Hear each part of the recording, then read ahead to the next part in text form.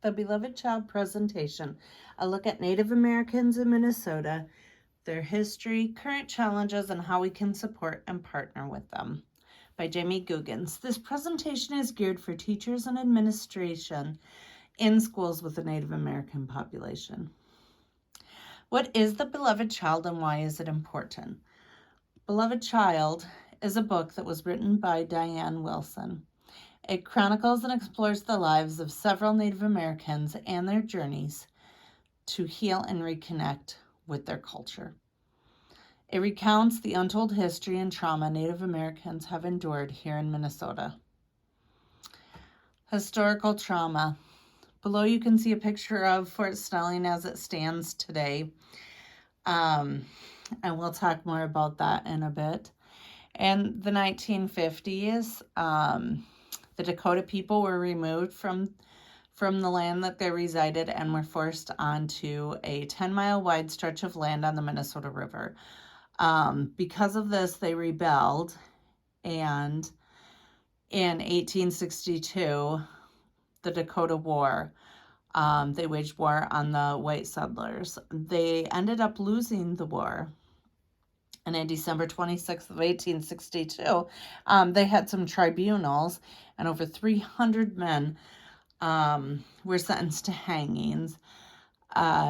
President Lincoln reversed that, and there ended up being only 38 men that were hung, but 38 Dakota men were hung in Mankato, December 26th of 1862. Meanwhile, the rest of the men were in jail. The Dakota women, children, and elders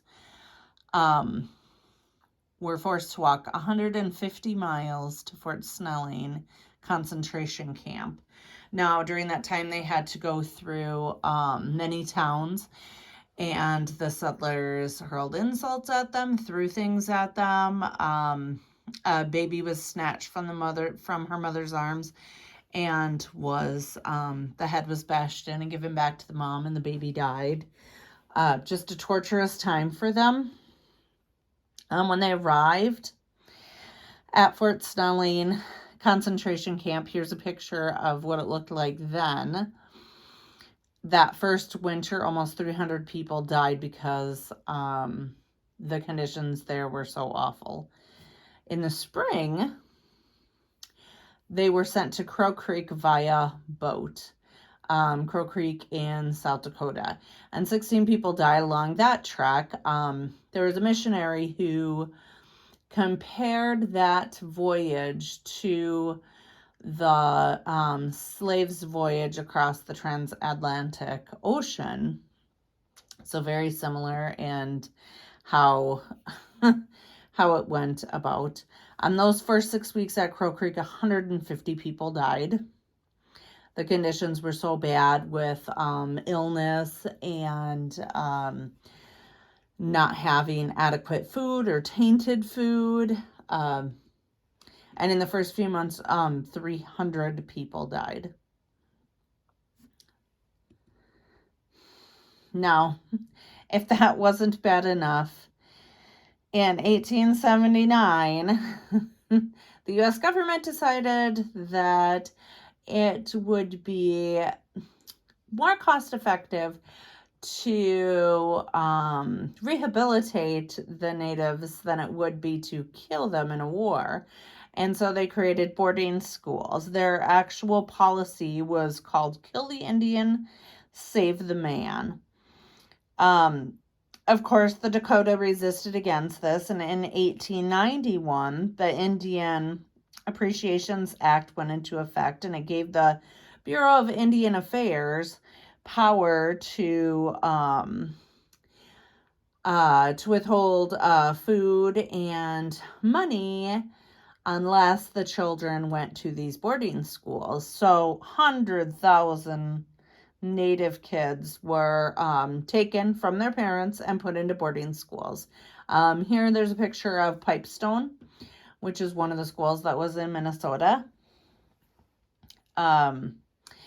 In our book Beloved Child, Alameda Rocha also attended one of these boarding schools, and she talks about trying to run away, and when she did, she was severely beaten. They cut her hair off, forced her to wear Western style clothing. She was made to kneel on a broom all night long.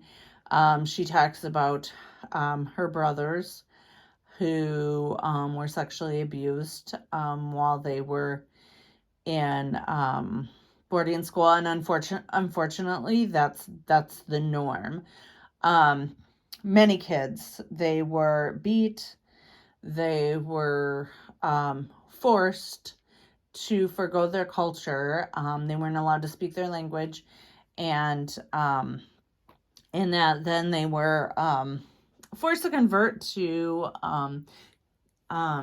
Catholicism, which was the big thing back then.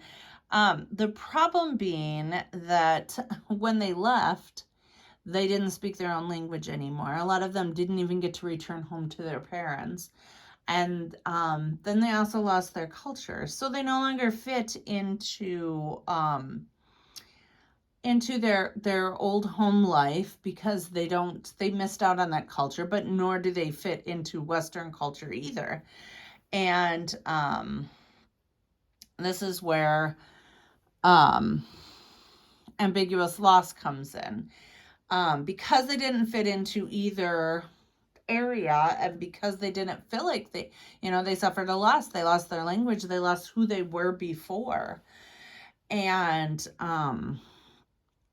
they didn't really understand it. So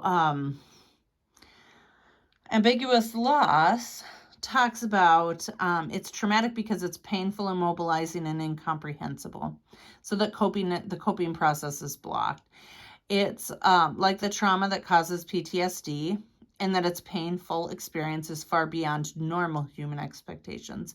But unlike PTSD, it remains in the present. That is, the traumatizing experience, the ambiguity, often continues for years, a lifetime, or even across generations, as with slavery or the Holocaust. And here we're talking, about this trauma that happened to the Native American population. And because there's no social or religious ritual to deal with losses, the people are stuck in this limbo of not knowing, with none of the usual supports for grieving and moving forward in their lives. And this is a really common in the Native American culture, that they're suffering from this loss.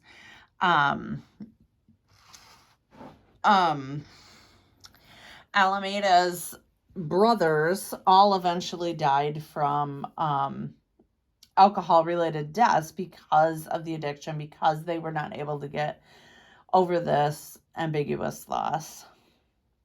Likewise, in our book, Dolores Brunell, her grandma and her mom both attended boarding schools, and her grandma was abusive towards her, which was how she coped with this loss.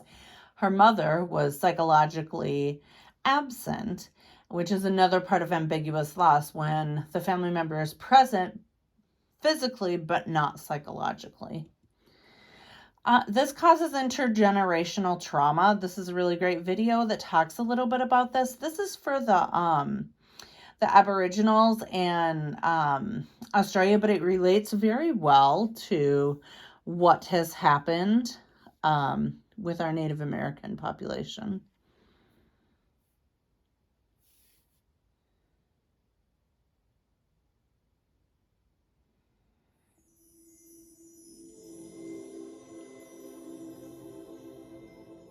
The story of our communities, people, and nation starts a long, long time ago.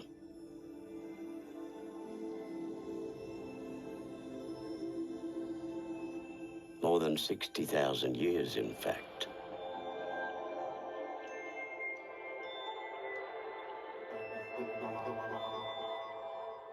This was when our culture and our law first started to thrive.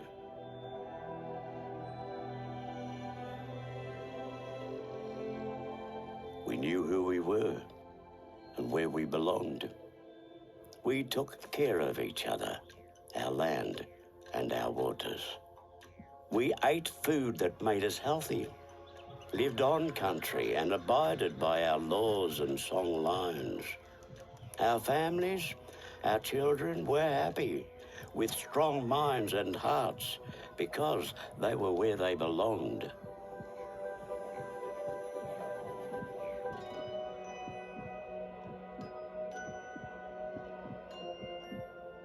But then, everything changed.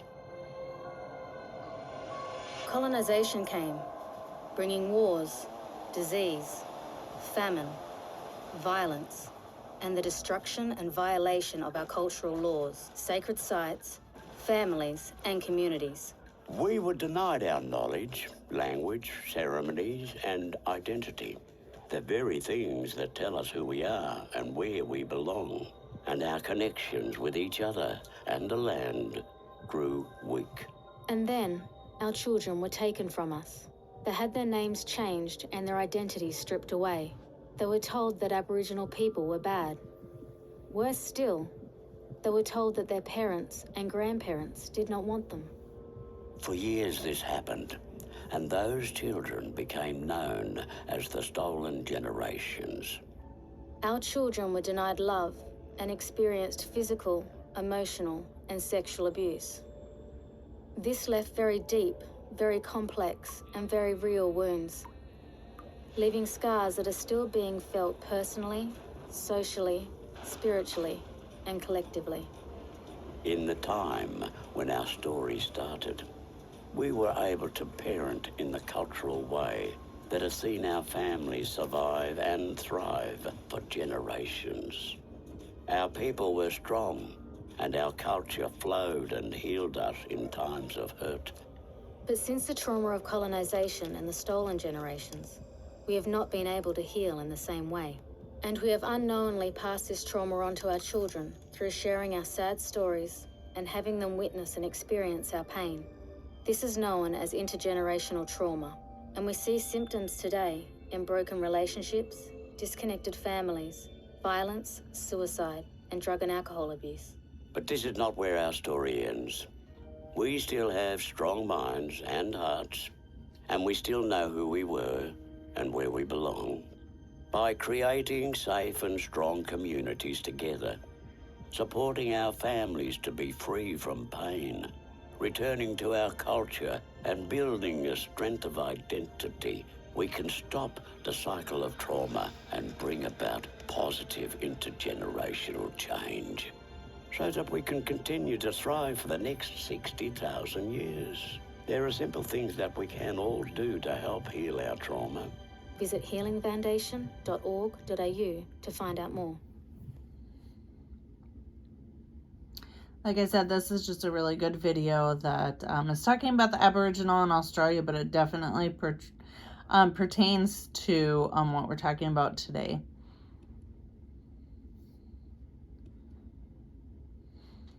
So what are the current challenges that we're facing? Obviously, this ambiguous loss and the intergenerational trauma that we're talking about, but also grandparents are having to raise their grandchildren.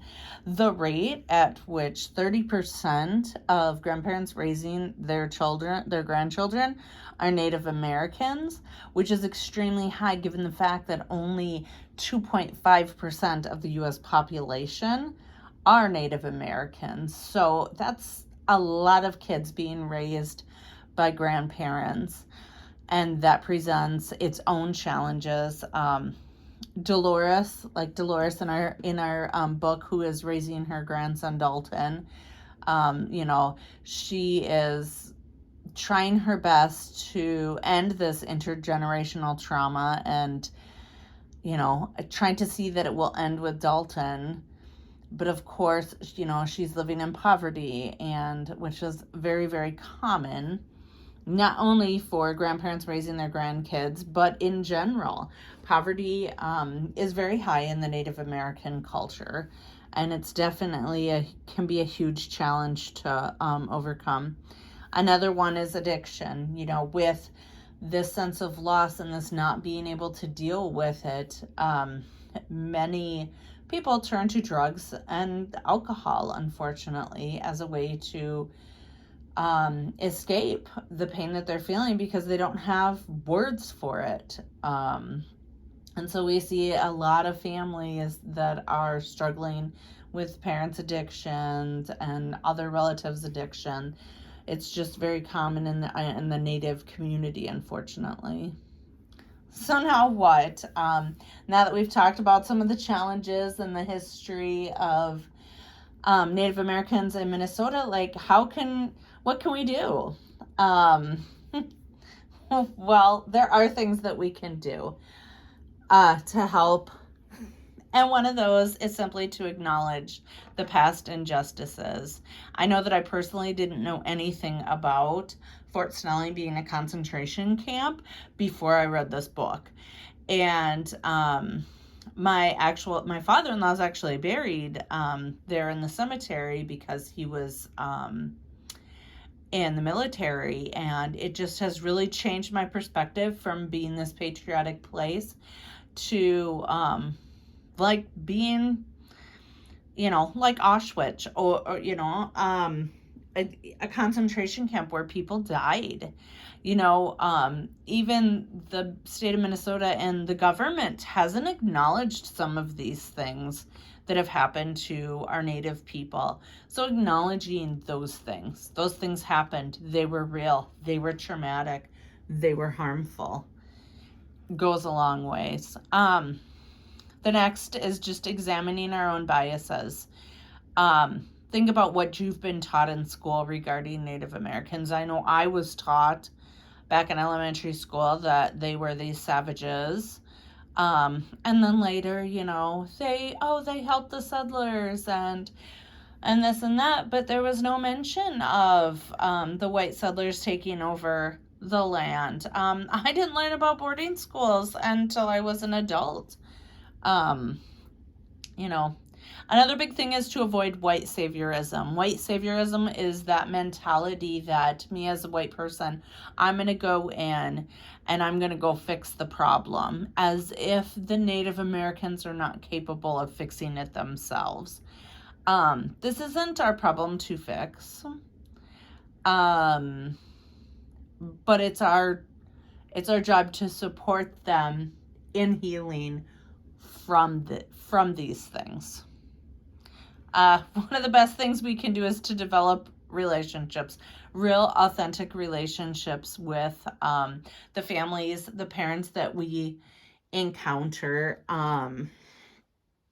Ask them how they're doing. Listen to what they say. If they need help, offer help. But listen, they don't, we tend to come across in our white middle class minds. That's not where they're coming from. The things that they have been through are vastly different than what we have experienced. And so taking that into consideration. And the last thing is respect. Respecting everyone that we encounter, giving them compassion.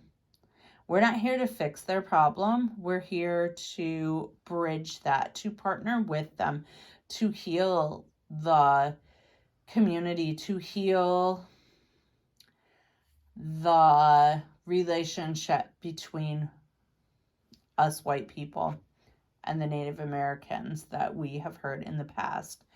And the best way to do that is through respect, through listening, through developing relationships with them, and just acknowledging and thinking about the things that have happened and that their point of view and where they're coming from is going to be different than ours. So thanks for listening to this today. Here's my references.